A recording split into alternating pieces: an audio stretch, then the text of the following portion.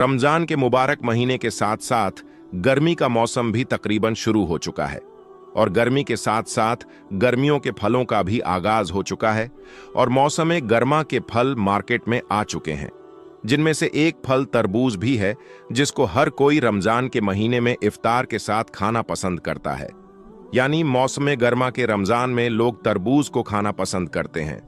आज हम आपको तरबूज के चंद ऐसे फायदों के बारे में बताने जा रहे हैं जिनके बारे में आप शायद ही जानते होंगे, और साथ में हम आपको तरबूज के बारे में हमारे प्यारे आका हजरत मोहम्मद मुस्तफ़ा सल्लल्लाहु अलैहि वसल्लम का इरशाद भी बताएंगे कि आप सल्लल्लाहु अलैहि वसल्लम ने तरबूज के बारे में क्या फरमाया है और क्या हमारे प्यारे नब्बी ने तरबूज खाया है या नहीं। लेकिन दोस्तों, वीडियो में आगे बढ़ने से पहले आपसे गुजारिश है, अगर आपने इस वीडियो को लाइक नहीं किया है तो इसे लाइक करें। अगर आपने अभी तक हमारे YouTube चैनल को सब्सक्राइब नहीं किया है तो चैनल को सब्सक्राइब करके बेल आइकॉन भी दबा दें। तो चलिए शुरू करते हैं आज की इस वीडियो को। प्यारे दोस्तों, आपको ये बात बताते चलें कि तरबूज मिजाज के एतबार से ठंडा होता है। अल्लाह पाक ने हिफाजत के लिए इसके ऊपर का छिलका निहायत ही मोटा रखा है ताकि ये फल मौसम की गर्मी से महफूज रहे। रेतीले इलाकों का तरबूज ज्यादा मीठा होता है। पके हुए तरबूज की पहचान ये है कि अगर इस फल पर हल्का सा हाथ मारा जाए तो जवाब में अंदर से मध्यम से आवाज बाहर आती है। ये पके हुए तरबूज की निशानी है।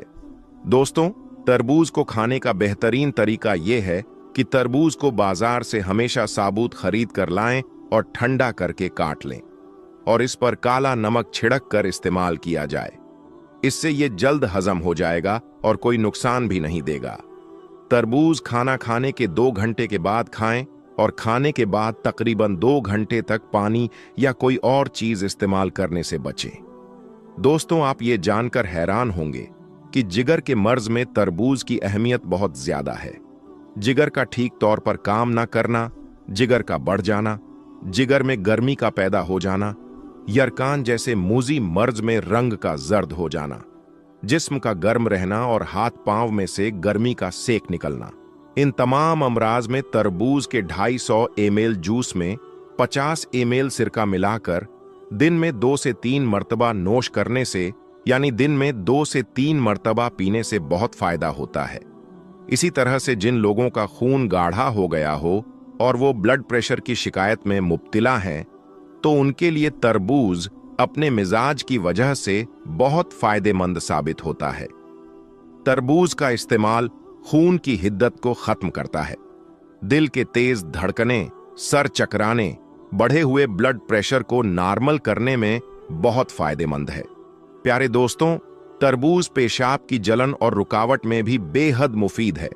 ये जिगर और मसाने की गर्मी को मुकम्मल तौर पर खत्म कर देता है। इसके अलावा गुर्दे और मसाने की पत्थरी को पेशाब के साथ खींचकर बाहर ले आता है। इसी तरह तरबूज अपनी ठंडक और मिजाज की वजह से गर्मी के बुखार में खास तौर से फायदा करता है। बुखार की वजह से होने वाली दिल की घबराहट, बेचैनी और जिस्म से गर्मी की हिद्दत को खत्म करता है। बुखार के अंदर तरबूज का जूस पिलाना बहुत फायदेमंद है, क्योंकि तरबूज के अंदर ग्लूकोज ठीक ठाक मिकदार में पाया जाता है। इसलिए ये फौरी तौर पर जिस्म को तवानाई और ताकत बख्शता है और प्यास की शिद्दत जो बुखार की वजह से होती है उसे खत्म करता है। दोस्तों, आपने तरबूज के फायदे जान लिए कि ये किस तरह से मुख्तलिफ बीमारियों में फायदेमंद साबित हो सकता है।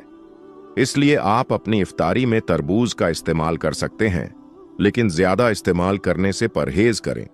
दोस्तों, आप ये जानकर भी हैरान होंगे कि तरबूज के साथ साथ इसके बीज भी सेहत के लिए बहुत फायदेमंद होते हैं।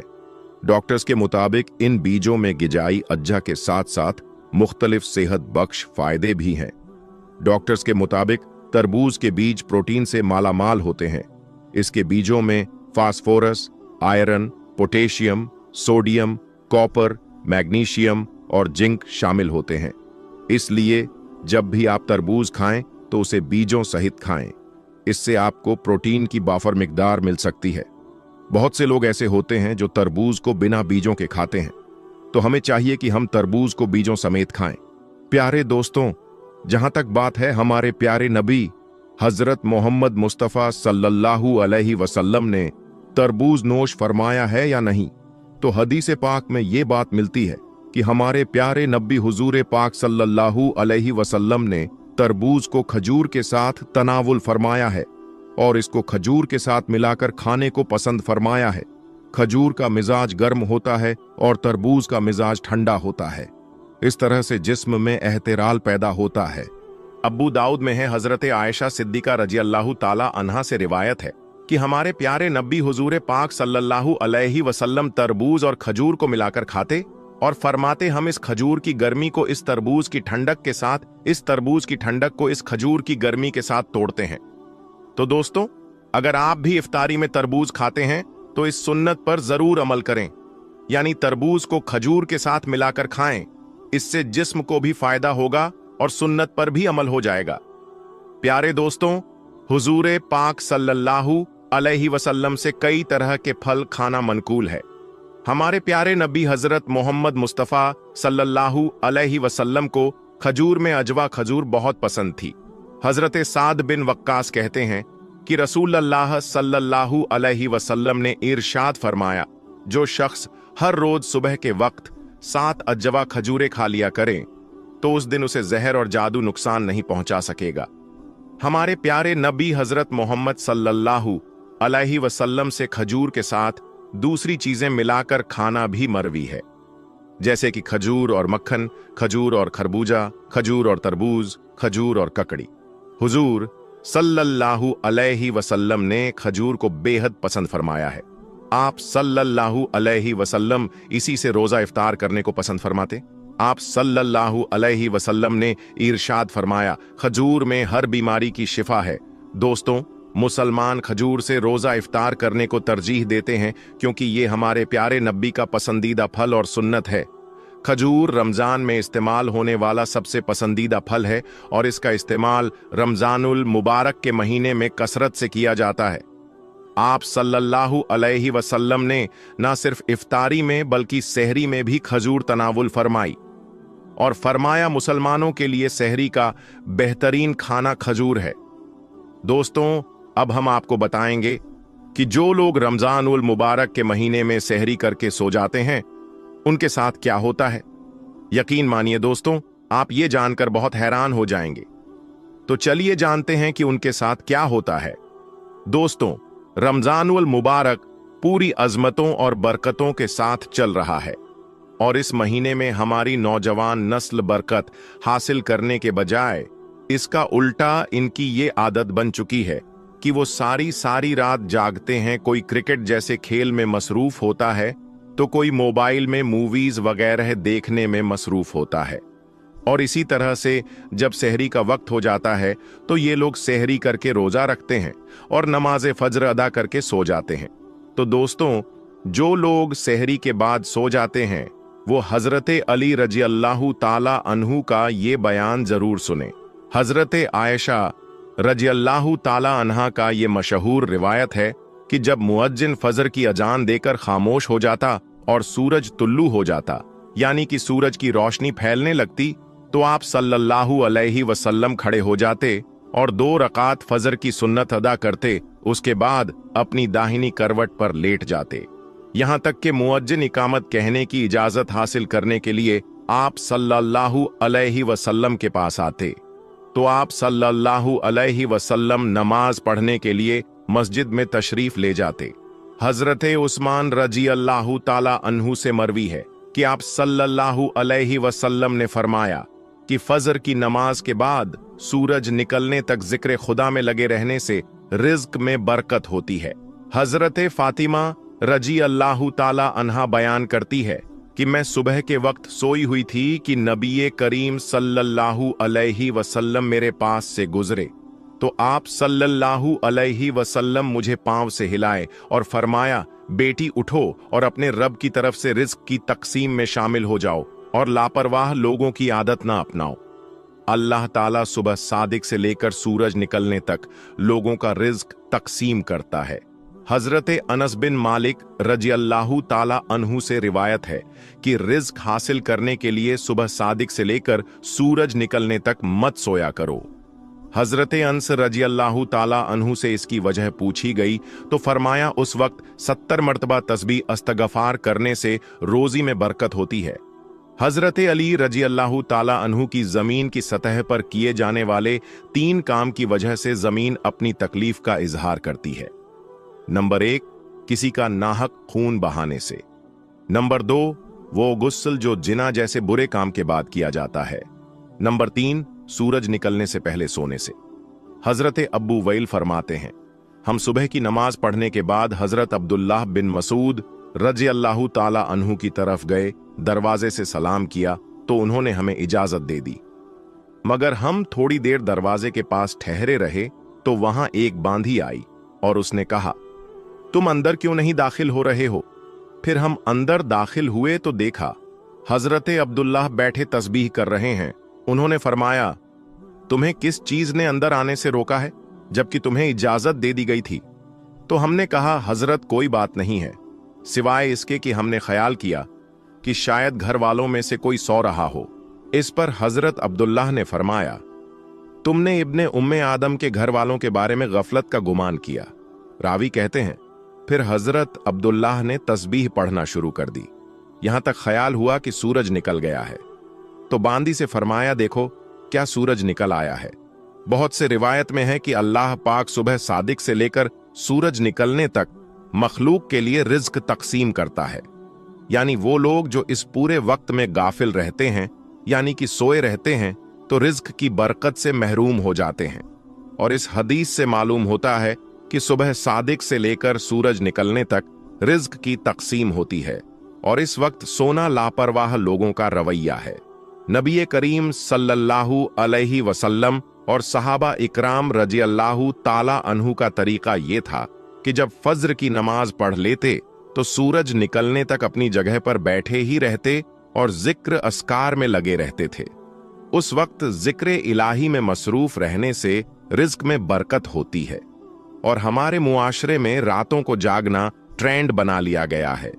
नौजवान नस्ल रात को 3-3, 4-4 बजे तक जागती रहती है और फेसबुक, इंस्टाग्राम, व्हाट्सएप वगैरह पर अपना वक्त जाया करते रहते हैं और इस तरह से उनकी सुबह की नमाज भी कज़ा हो जाती है और ये दोपहर में 12 से 1 बजे तक सोते रहते हैं और उनके घर में कोई ऐसा फर्द नहीं होता जो उन्हें ऐसा काम करने से रोके। हम आज की वीडियो में आपको यह भी बताएंगे कि ऐसे नौजवान के बारे में हजरत अली रजी अल्लाह ताला अन्हु ने क्या इरशाद फरमाया है और उनकी किस्मत में क्या कुछ लिख दिया जाता है जो ऐसे हालत की लपेट में आ चुके हैं। हजरत अब्दुल्लाह इब्ने अब्बास रजी अल्लाह ताला अन्हु से मरवी है कि जो भी इंसान सुबह के वक्त सोया रहता है तो इस अमल को इस्लाम ने सख्त नापसंद करार दिया है और दोपहर के अलावा किसी भी और वक्त में मत सोया करो, जिसे कैलुल्लाह कहा जाता है और इसे दोपहर के वक्त ही अदा किया जाता है और हमारे प्यारे नबी सल्लल्लाहु अलैहि वसल्लम भी ऐसा किया करते थे। कैलुल्लाह वो नहीं कि इंसान पेट भरकर खाना खाकर सो जाए। कैलुल्लाह से मुराद वो अमल है जिसमें आपने खाना खाया है या नहीं, बस थोड़ी देर दोपहर के वक्त आराम कर लेना ताकि जो आपका बाकी का दिन है वो सही सलामत गुजरे और दिन के बाकी हिस्से में आप अपने अच्छे कामों को अच्छी तरह से कर सके। हजरत अली रज़ियल्लाहु ताला अन्हु बयान करते हैं कि मैंने अल्लाह के नबी सल्लल्लाहु अलैहि वसल्लम से सुना था कि खाना खाकर फौरन ना सोया करो, क्योंकि ऐसा करने से इंसान के दिल में भी सख्ती आ जाती है। और आज की तारीख में ये बात इस हद तक गहराई में पहुंच चुकी है कि यहां पर डॉक्टर का भी यही कहना है कि अगर इंसान खाना खाकर फौरन सो जाता है तो वो दिल के अर्जे में मुब्तला हो जाता है। और यही बात आज से 1400 साल पहले हमारे प्यारे आका सल्लल्लाहु अलैहि वसल्लम ने इरशाद फरमाया था। प्यारे दोस्तों, अब चलते हैं हजरत अली रज़ियल्लाहु ताला अन्हु की इरशाद की तरफ। हजरत अली रज़ियल्लाहु ताला अन्हु ने फरमाया था कि जब हजरत अली रज़ियल्लाहु ताला अन्हु की खिदमत में एक शख्स हाजिर हुआ और अर्ज करने लगा, या अली, सुबह सवेरे तक जो शख्स सोया रहता है तो उसकी किस्मत में क्या कुछ लिख दिया जाता है? तो हजरत अली रज़ियल्लाहु ताला अन्हु ने जवाब दिया कि ए अल्लाह के बंदे, मैंने अल्लाह के नबी सल्लल्लाहु अलैहि वसल्लम से सुना है कि जो भी शख्स सुबह के वक्त सोया रहता है तो उसकी फज्र की नमाज कज़ा हो जाती है या फिर वो फज्र की नमाज अदा करके सो जाता है। तो जब फरिश्ते आसमानों से उनके मुकद्दर का रिज्क लेकर जमीन की तरफ आते हैं और इंसानों में रिज्क बांटने लग जाते हैं, तो जब वो किसी इंसान को सोया हुआ देखते हैं तो उनके हिस्से का रिज्क फरिश्ते अपने साथ लेकर आसमानों की तरफ लौट जाते हैं। और जब वो नींद से बेदार होता है तो ऐसे लोग अपने रिज्क तंगी की शिकायत करते फिरते हैं। आपने अक्सर ऐसे लोगों को देखा होगा जो रिज्क तंगी की शिकायत करते हैं। तो जब आप उनसे ये पूछेंगे कि ये लोग सुबह कितने बजे उठते हैं, तो उनका ज्यादातर जवाब यही होगा कि सुबह सवेरे तो हमारी आंखें नहीं खुलती हैं, हमसे सुबह उठा नहीं जाता है, हमें सुबह उठना बहुत मुश्किल लगता है। लिहाजा यही वजह है जिसकी वजह से ऐसे लोगों पर रिज्क तंग कर दिया जाता है और फिर वो अपनी तंगदस्ती और बेरोजगारी की शिकायत करते फिरते हैं। मेरी आप सबसे गुजारिश है कि सुबह सवेरे उठकर फज्र की नमाज अदा करें, कुरान पाक की तिलावत करें, फिर उसके बाद अपने दिन का आगाज करें। फिर आप देखेंगे कि आपका दिन कैसे सुकून के साथ गुजरेगा। आपके दिन में भी बरकत होगी और रिज्क में भी बरकत होगी। इसका उल्टा जो लोग 12 से 1 बजे तक सोकर उठते हैं, तो इनका ये हाल होता है कि जब वो अपने दिन का आगाज करते हैं तो उन्हें अपने काम को ही करने में कुछ समझ नहीं आता। वो ये नहीं जान पाते कि उनका आज का दिन कैसा गुजरेगा। उनका दिन यूं ही पलक झपकते ही गुजर जाता है। और वो लोग जो सुबह जल्दी उठते हैं वो अपने तमाम अच्छे काम को अच्छे से कर पाते हैं। उनके रिज्क में भी बरकत होती है और वो एक पुरसुकून और खुशहाल जिंदगी बसर करते हैं। उन्हें किसी बीमारी की शिकायत भी नहीं होती। ऐसे लोग हमेशा तंदुरुस्त रहते हैं। दोस्तों, अल्लाह के प्यारे नबी हजरत मोहम्मद मुस्तफ़ा सल्लल्लाहु अलैहि वसल्लम ने अपनी हयाते जिंदगी में 9 रमजान देखे हैं, यानी कि 9 रमजान गुजारे हैं। 10वें रमजान के शुरू होने से पहले आप इस दुनिया से पर्दा फरमा गए, यानी कि आप अल्लाह के पास तशरीफ ले गए। इस तरह से आपने अपनी जिंदगी में रोजे फर्ज होने से वफात तक 9 रमजान गुजारे हैं। दोस्तों, हजरत अनस रजी अल्लाह ताला अन्हु फरमाते हैं कि अल्लाह के नबी सल्लल्लाहु अलैहि वसल्लम मगरिब की नमाज से पहले चंद खजूरों से इफ्तारी फरमाते थे, यानी कि आप ताज़ा खजूरों से इफ्तारी करते थे।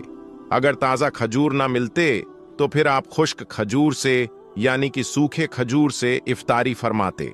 और अगर कभी खुश्क खजूर भी ना होते तो फिर आप चंद चुल्लू पानी पीकर इफ्तारी करते थे, यानी कि थोड़े से पानी को पीकर आप इफ्तारी करते थे। एक और हदीस पाक में है कि अल्लाह के नबी सल्लल्लाहु अलैहि वसल्लम इन खजूरों से या फिर किसी ऐसी चीज से इफ्तारी फरमाते थे जो आग की पकी हुई ना होती थी, जैसे कि फल और फ्रूट्स। यानी कि आप इस तरह की चीजों से रोजा करना, यानी कि इफ्तार करना ज्यादा पसंद फरमाते थे। इसीलिए याद रखें, ताजा खजूर से इफ्तारी करना ये मुस्ताहब है। और अगर ताजा खजूर ना मिले तो खुश्क खजूर से, यानी छुआरे से रोजा खोलना भी बेहतर है। और अगर कभी खुश्क खजूर भी ना मिले तो सिर्फ पानी से इफ्तारी करना भी हमारे नबी सल्लल्लाहु अलैहि वसल्लम की सुन्नत है। या फिर इसके अलावा जूस या दूध के साथ भी रोजा खोलना बेहतर है। याद रखें, अल्लाह के नबी सल्लल्लाहु अलैहि वसल्लम इफ्तारी में आग पर पकी हुई चीजों को नहीं खाते थे।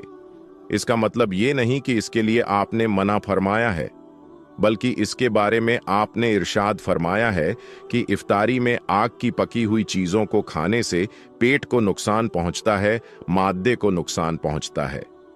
इसीलिए आप अपने आप को इस परेशानी से बचाने के लिए ऐसा करते थे। मगर आजकल तो देखने में आता है कि ज्यादातर लोग इफ्तारी में समोसे और पकौड़े को खाना ही ज्यादा पसंद करते हैं। मगर याद रखें, ऐसा अल्लाह के प्यारे नबी सल्लल्लाहु अलैहि वसल्लम कभी नहीं करते थे। इसके अलावा दोस्तों, अल्लाह के नबी सल्लल्लाहु अलैहि वसल्लम जब सहरी खाते थे तो बिल्कुल आखिरी वक्त में खाते थे। इधर हजरत बिलाल अजान दे रहे हैं और उधर आप आखिरी लुकमा खा रहे हैं। और उधर सूरज नीचे हुआ, यानी कि डूबा, और आपने अपने मुंह में खजूर रखी, यानी कि इफ्तारी की। ऐसा आप इसलिए करते थे ताकि अपनी उम्मत पर भूख का वक्त कम से कम आए। एक मर्तबा अल्लाह नबी सल्लल्लाहु अलैहि वसल्लम सहरी के वक्त में बकरे की सीरी खा रहे थे। हजरत अली भी आपके साथ में थे। इतने में हजरत बिलाल रज़ियल्लाहु ताला अन्हु आए और अर्ज करने लगे, या रसूल अल्लाह सल्लल्लाहु अलैहि वसल्लम, वक्त खत्म हो गया है, मैं अजान देने जा रहा हूं, आप बराए मेहरबानी खाना पीना बंद करें। और ये कहकर हजरत बिलाल अजान देने चले गए और अजान देने की तैयारी करने लगे। इतने में हजरत बिलाल को ख्याल आया कि पता नहीं मेरे नबी ने खाना पीना बंद किया है या नहीं। इसीलिए हजरत बिलाल वापस आ गए और आकर देखा तो अभी भी अल्लाह के नबी सहरी खा रहे थे। ये देखकर हजरत बिलाल ने कहा, या रसूल अल्लाह, अल्लाह की कसम, सहरी का वक्त खत्म हो गया है, सुबह हो गई है। तो ये सुनकर आप सल्लल्लाहु अलैहि वसल्लम ने अपने हाथ नीचे कर लिए और कहने लगे, ए बिलाल, अभी वक्त बाकी था, लेकिन तेरी कसम खाने पर अल्लाह ने उसको पहले ही निकाल दिया कि तेरी कसम कहीं झूठी ना पड़ जाए। फिर हजरत अली ने फरमाया, अगर बिलाल कसम ना खाते तो जब तक मेरे नबी सल्लल्लाहु अलैहि वसल्लम खाते रहते थे तब तक सुबह सादिक नहीं होती। तो दोस्तों, आज की इस वीडियो में बस इतना ही। हम मिलेंगे आपको अगली वीडियो में। तब तक के लिए अल्लाह हाफिज।